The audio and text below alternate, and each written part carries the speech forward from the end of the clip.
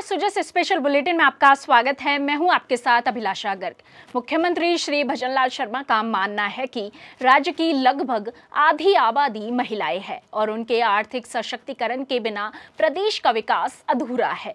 मुख्यमंत्री नारी शक्ति उद्यम प्रोत्साहन योजना महिलाओं को संबल देने की दिशा में अहम योगदान निभा रही है। इस योजना का लाभ लेने के लिए आवेदिका की न्यूनतम आयु 18 वर्ष होनी चाहिए और वह राजस्थान की मूल निवासी होनी चाहिए। महिला स्वयं सहायता समूह की सदस्य हो या किसी पंजीकृत महिला समूह, क्लस्टर या फेडरेशन से जुड़ी हुई हो। प्रोप्राइटरशिप फर्म में स्वामित्व पूरी तरह महिला का हो। अगर यह पार्टनरशिप या LLP फर्म है तो सभी भागीदार महिलाएं होनी चाहिए। 1 पर्सन कंपनी में निदेशक महिला हो और शेयर होल्डिंग भी पूरी तरह महिला के नाम हो। प्राइवेट लिमिटेड कंपनी में 75% हिस्सेदारी महिलाओं के पास होनी चाहिए और कम से कम 2 निदेशक महिलाएं हो और कोई भी महिला एक बार ही इस योजना के तहत अनुदान युक्त ऋण का लाभ ले सकती है।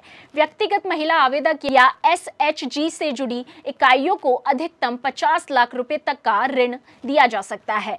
SHG का क्लस्टर या फेडरेशन यदि आवेदन करता है तो उन्हें अधिकतम 1 करोड़ रुपए तक का ऋण और यही नहीं, ऋण के साथ 25% तक का अनुदान भी प्रदान किया जाता है। विशेष श्रेणियों में महिला उद्यमियों को 30% तक का अनुदान भी प्राप्त हो सकता है। झुंझुनू जिले में इस योजना ने अभियान का रूप लिया है। यहाँ प्रशासन ने सिर्फ निर्देश नहीं दिए बल्कि खुद फील्ड में उतरकर कॉफी विद कलेक्टर जैसे संवाद कार्यक्रमों के जरिए महिलाओं की सीधी भागीदारी सुनिश्चित की है। वहीं शी मिशन यानी शी हैज एम्पावर्ड के तहत जिले में महिला उद्यमिता को प्रोत्साहित करने के लिए विशेष रणनीति अपनाई गई है। इस मिशन के अंतर्गत महिला उद्यमियों के लिए प्रशिक्षण शिविर, ग्राम स्तर पर समन्वय बैठकें, वित्तीय साक्षरता अभियान आयोजित किए गए और सामुदायिक संस्थाओं और NGOs को साथ लेकर इस योजना को हर महिला तक पहुंचाने का जीवंत मॉडल बना दिया गया। परिणाम स्वरूप वित्तीय वर्ष 2020-21 से 2024-25 तक झुंझुनू ने 1700 से अधिक महिलाओं को लगभग 63 करोड़ की ऋण सहायता प्रदान की, जिसमें से 26 करोड़ से अधिक की सब्सिडी दी गई। झुंझुनू की महिलाएं आज केवल पारंपरिक व्यवसायों तक सीमित नहीं रही है, बल्कि उन्होंने डेयरी, बकरी पालन, बागवानी, किराना स्टोर, मिठाई की दुकान, फेंसिंग यूनिट, फर्नीचर निर्माण, इलेक्ट्रॉनिक्स, परिधान, ट्रेडिंग और ब्यूटी पार्लर जैसे क्षेत्रों में भी अपनी मजबूत उपस्थिति दर्ज कराई है। इन व्यवसायों से न सिर्फ ये महिलाएं आत्मनिर्भर बनी है बल्कि स्थानीय स्तर पर रोजगार के अवसर भी पैदा हुए हैं। झुंझुनू एक जिला जिसने योजना को अभियान में बदला। यहाँ प्रशासन ने सिर्फ निर्देश नहीं दिए बल्कि खुद फील्ड में उतरकर कॉफी विद कलेक्टर जैसे संवाद कार्यक्रमों के जरिए महिलाओं की सीधी भागीदारी सुनिश्चित की। वहीं SHE mission she has empowered के तहत जिले में महिला उद्यमिता को प्रोत्साहित करने के लिए विशेष रणनीति अपनाई गई।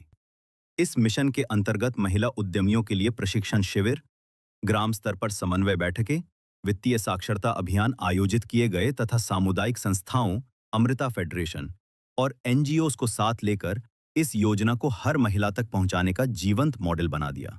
परिणाम स्वरूप वित्तीय वर्ष 2020-21 से 2024-25 तक झुंझुनू ने 1700 से अधिक महिलाओं को लगभग 63 करोड़ की ऋण सहायता दी, जिसमें से 26 करोड़ से अधिक की सब्सिडी दी गई।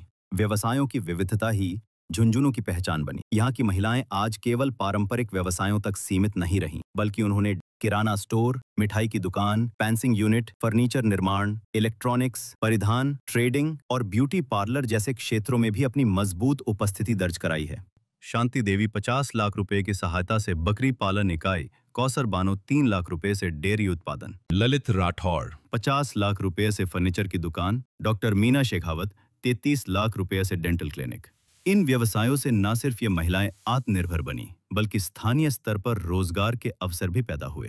फलस्वरूप लगातार 3 वर्षों तक राज्य स्तर पर 4 श्रेणियों में पुरस्कार जीतकर झुंझुनू ने साबित कर दिया है कि यदि प्रशासन प्रतिबद्ध हो और महिलाएं तैयार हो तो कोई भी योजना समाज का चेहरा बदल सकती है। सुजस स्पेशल बुलेटिन में आज के लिए इतना ही। फिर होगी आपसे मुलाकात, तब तक के लिए नमस्कार।